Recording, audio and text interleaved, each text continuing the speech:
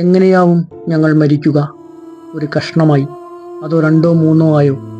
ഒരു കഷ്ണവും അവശേഷിപ്പിക്കാതെയോ? എങ്ങനെയാവും ഞങ്ങളുടെ രക്തം ചിതറുക?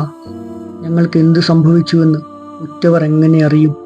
ഞങ്ങളുടെ ഹൃദയങ്ങൾക്ക്, സ്വപ്നങ്ങൾക്ക്, ഓർമ്മകൾക്ക് നാളെ എന്തു സംഭവിക്കും?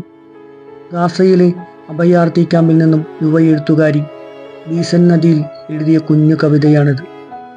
ഓരോ നിമിഷവും മരണത്തെ മുഖാമുഖം കണ്ട് ജീവിക്കുകയാണ് ഗാസയിലെ മനുഷ്യർ.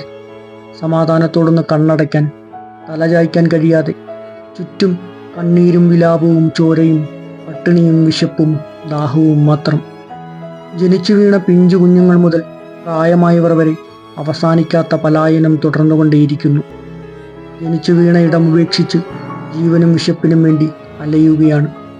മെഡിറ്ററേനിയൻ കടലിൻ്റെ കിഴക്കൻ തീരത്ത് സ്ഥിതി ചെയ്യുന്ന ഈ ഭൂപ്രദേശം ഇന്ന് ലോകത്തിൻ്റെ കനിവിനായി, സഹായത്തിനായി, കരുണയ്ക്കായി കൈനീട്ടുമ്പോൾ ഗാസയിലെ 21 ലക്ഷം മനുഷ്യരെയും പൂർണ്ണമായും ഇല്ലാതാക്കാൻ ഇസ്രായേൽ ശ്രമിക്കുമ്പോൾ ലോകരാജ്യങ്ങളെല്ലാം ക്രൂരമായ മൗനത്തിലാണ്.